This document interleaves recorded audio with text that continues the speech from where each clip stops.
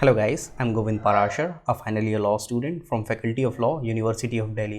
So guys अभी एक दो दिन पहले मेरी एक गूगल मीट हुई थी जो फर्स्ट ईयर के फ्रेशर्स हैं लॉ फैकल्टी के उनके साथ। तो मोस्टली सभी की यही क्वेरी थी कि मतलब फर्स्ट ईयर में स्टडी कैसे स्टार्ट करनी है, बीआर एक्ट जो है, केस मटेरियल्स हैं और रेफरेंस बुक्स हैं, उनके साथ कैसे डील करना है। ठीक है, तो सबसे बड़ी क्वेरी यही थी और गूगल मीट पे हर किसी बंदे को पर्टिकुलर एक एक इन्फॉर्मेशन बार बार रिपीट कर पाना पॉसिबल नहीं था और कभी कोई ज्वाइन कर रहा है, कभी कोई ज्वाइन कर रहा है, तो ये एक बड़ा इशू था।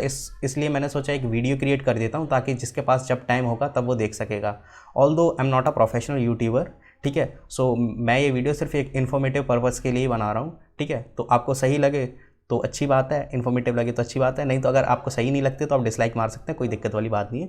ठीक है, तो अब आता हूँ मैं पॉइंट पे कि आपको कैसे केस मटेरियल है, जो रेफरेंस बुक्स हैं और बीआर एक्ट हैं, उनका प्रॉपर यूटिलाइजेशन कैसे करना है और कैसे पढ़ना है। ठीक है, तो मैं डायरेक्टली आपको दिखाता हूँ। ये मेरा केस मटेरियल है, ठीक है, जो मैंने 2019 में मुझे मिला था लॉ फैकल्टी से। तो आपको अभी कोविड का सीन चल रहा है तो आपको मोस्टली क्या है कि ऑनलाइन ही मिलेगा, ऑफलाइन मटेरियल की पॉसिबिलिटी तो नहीं है। ठीक है, तो अब इस केस मटेरियल को कैसे स्टडी करना है, काफ़ी लोग क्या करते हैं डायरेक्टली केस मटेरियल उठाया और इसको रीड करना स्टार्ट कर दिया फर्स्ट केस से। जैसे मैं आपको दिखाऊं, फर्स्ट केस आप उठाया और रीड करना स्टार्ट कर दिया। तो अगर आप ऐसा करेंगे तो फिर ये एक स्टोरी से ज़्यादा और कुछ नहीं रहेगा जो भी केस लॉ है पर्टिकुलरली। ठीक है, तो इस तरीके से केस मटेरियल की स्टडी आपको नहीं करनी है। ठीक है, अब मैं आपको बताता हूँ केस मटेरियल की स्टडी आपको किस तरीके से करनी है ताकि आप प्रॉपर यूटिलाइजेशन ले सकें। ठीक है, तो अब मैं बात करता हूँ, मैं एक केस उठा लेता हूँ फिर आपको समझाता हूँ केस मटेरियल के थ्रू, केस लॉ के थ्रू कि किस तरीके से आपको प्रॉपर यूटिलाइजेशन करना है केस मटेरियल का। तो अभी आप देख सकते हैं ये थेफ्ट का मैं केस उठा रहा हूँ। ये रहा case Pyarelal Bhargava versus state of Rajasthan, ये वाला केस लॉ मैं उठा रहा हूँ। ठीक है, तो अब ये जो Pyarelal Bhargava versus state of Rajasthan all India reporter 1963 का ये केस है। तो मैं सीधा क्या करूँगा, मुझे केस को रीड आउट नहीं करना है सबसे पहले। ठीक है, मुझे सबसे पहले ये फाइंड आउट करना है कि इस केस के अंदर कौन सा रिलेवेंट सेक्शन है या कौन से बीआर एक्ट का कौन सा रिलेवेंट सेक्शन है वो लग रहा है। ठीक है, तो सबसे पहले मुझे पता है कि इसके अंदर सेक्शन 378 लग रहा है। ठीक है, आप थोड़ा सा रीड आउट करेंगे, एक ओवरव्यू डालेंगे तो आपको पता चल जाएगा कि कौन सा सेक्शन किस केस में लग रहा है। ठीक है, तो आपको क्या करना है, आपने पता कर लिया कि सेक्शन 378 लग रहा है ये Pyarelal Bhargava versus state of Rajasthan में, तो आपको रीड आउट करना शुरू नहीं करना है केस मटेरियल को। अब क्या करना है, केस मटेरियल आपको साइड में रख देना है और सबसे पहले आपको क्या करना है, सेक्शन की नॉलेज होना बहुत ज़रूरी है। ठीक है, तभी तो आप एनालाइज कर पाएंगे कि केस में क्या चल रहा है, आप कोई ओपिनियन बना पाएंगे, जज के ओपिनियन से मैच खा पाएगा आपका ओपिनियन, जो भी कुछ है वो आप तभी डिस्कस कर सकते हैं केस लॉ को जब आपको सेक्शन क्लियर हो। ठीक है, तो केस लॉ समझने के लिए आपको क्या है, बीआर एक्ट का सेक्शन अच्छे से क्लियर होना चाहिए। ये बीआर एक्ट है, ठीक है, मैं यूनिवर्सल का यूज़ करता हूँ, आप चाहें जो यूज़ कर सकते हैं, आपको जो भी सही लगे आप यूज़ कर सकते हैं, कोई दिक्कत नहीं है। ठीक है, अब मैं क्या करूँगा, डायरेक्टली 378 सेक्शन पे आ जाऊँगा जो कि थेफ्ट का सेक्शन है। तो सेक्शन 378 पे मैं आ गया। अब ये देखिए सेक्शन 378 ये रहा, आपको शायद दिख रहा हो। ठीक है, तो सेक्शन 378 की लैंग्वेज क्या है, सबसे पहले मुझे वो समझनी है प्रॉपरली। ठीक है, तो सेक्शन 378 कहता है theft, whoever intending to take dishonestly any movable property out of the possession of any person without the person's consent move that property in order to such taking is said to commit theft. ठीक है, तो आपको क्या करना है, word to word और line to line एकदम अच्छे से समझ लेनी है जो सेक्शन है उसको, और उसकी जो इंटरप्रिटेशन मतलब सेक्शन क्या कहना चाह रहा है आपको वो समझना है बीआर एक्ट से। मेन सीन यही है कि आपको ये समझना है कि सेक्शन क्या कह रहा है, जो थेफ्ट का सेक्शन है सेक्शन 378 उसका इंटरप्रिटेशन क्या है, line to line word to word क्या कह रहा है। ठीक है, इसके एसेंशियल इंग्रेडिएंट क्या है। अब एक बार सेक्शन को अच्छे से समझ लेंगे बीआर एक्ट से, उसके बाद फिर आप केस को डील कर सकते हैं। ठीक है, उसके बाद फिर केस को एनालाइज कर सकते हैं। केस को एनालाइज करना बहुत ज़रूरी है, नहीं तो फिर वो स्टोरी से ज़्यादा और कुछ भी नहीं रहेगा आपके लिए। ठीक है, तो अब हमें पता चल गया कि सेक्शन 378 क्या कहता है जो कि थेफ्ट का सेक्शन है, और मैंने अच्छे से समझ लिया। उसके बाद फिर मैं क्या करूँगा, वापस से केस मटेरियल पर जाऊँगा और मैं केस लॉ को दोबारा से ओपन करूँगा।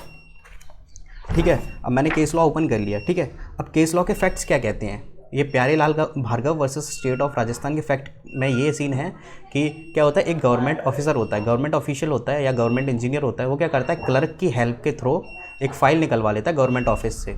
ठीक है, और वो लेके चला जाता है उसको अपने घर पे, अपने फ्रेंड को दिखाता है, फ्रेंड उसका कुछ अल्टर करता है उस फाइल में, और अगले ही दिन वो क्या करता है, जो इंजीनियर होता है वो वापस ले जाके फाइल उस ऑफिस में रख देता है, अपनी गवर्नमेंट ऑफिस में। ठीक है, तो उसी के रिगार्डिंग ये केस है।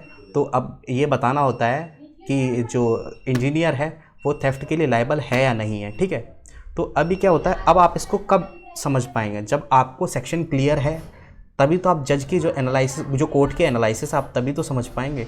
तो मेनली क्या सीन है कि आपको इंटरप्रिटेशन अच्छे से समझनी है जो सेक्शन है उसकी वेयर एक्ट में से, उसके बाद फिर आपको केस लॉ, फिर इंटरप्रिटेशन समझने के बाद फिर वो अप्लाई करनी है जो केस लॉ के फैक्ट्स हैं उनके अंदर, ठीक है। तब आप एक कंक्लूजन पर पहुंचेंगे, एक माइंडसेट बना लेंगे कि हाँ ये बंदा थेफ्ट के लिए लायबल होगा या नहीं होगा, ठीक है।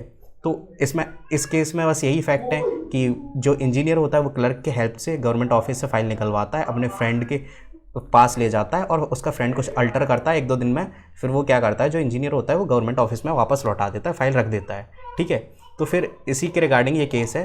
तो अब आप इस फैक्ट में वो जो सेक्शन 378 हमने बेयर एक्ट में से पढ़ा उसकी इंटरप्रिटेशन उसको अप्लाई करेंगे तो आप खुद एक ना एक ओपिनियन बना लेंगे कि हाँ इसमें थेफ्ट के लिए लायबल होगा जो इंजीनियर है वो या नहीं होगा, ठीक है। तो उसी के रिगार्डिंग आपको ऑब्जर्वेशन मिल जाएगी केस मटेरियल के अंदर कि कोर्ट की क्या ऑब्जर्वेशन रही और कोर्ट ने क्या हेल्ड किया, ठीक है। तो आप खुद ही समझ सकते हैं कि ये जो सेक्शन कह रहा है, ये सेक्शन का जो सेक्शन 378 है उसका मेन इंग्रेडिएंट डिसऑनेस्ट इंटेंशन है और दूसरा प्रॉपर्टी को मूव करना होता है। ये ज़रूरी नहीं है कि आप कि कितने टाइम के लिए प्रॉपर्टी को मूव करते हैं, बस डिसऑनेस्ट इंटेंशन हो और आपने कोई प्रॉपर्टी मूव करी है डिसऑनेस्ट इंटेंशन के साथ तो फिर वो थेफ्ट मानी जाती है, ठीक है। तो यही कोर्ट की ऑब्जर्वेशन रही थी कि जो इंजीनियर है उसने डिसऑनेस्ट इंटेंशन के साथ फाइल को मूव किया है, भले ही चाहे वो 1 दिन के लिए किया हो चाहे 2 दिन के लिए किया हो, ठीक है। थेफ्ट में ये ज़रूरी नहीं है कि आप उसको परमानेंटली अपने पास ही रख लें। तो बस इस तरीके से आप खुद किसी ना किसी ओपिनियन पर पहुंच जाएंगे जब आप खुद इंटरप्रिटेशन कर लेंगे, इंटरप्रिटेशन समझ जाएंगे जो सेक्शन है उसकी और फिर उसके फैक्ट्स में अप्लाई करेंगे। फिर आप देखेंगे कि कोर्ट कैसे एनालाइज कर रहा है, वो आप सब केस मटेरियल में पढ़ेंगे। तो केस मटेरियल का मेन मोटिव जो है वो बस आपकी एक एनालिटिकल स्किल को डेवलप करना है, ठीक है, और कुछ नहीं है। केस मटेरियल बनाई इसलिए गए हैं ताकि एक आपकी एनालिटिकल स्किल डेवलप हो, क्योंकि रट कर एग्ज़ाम देना वो एक अलग बात होती है, ठीक है।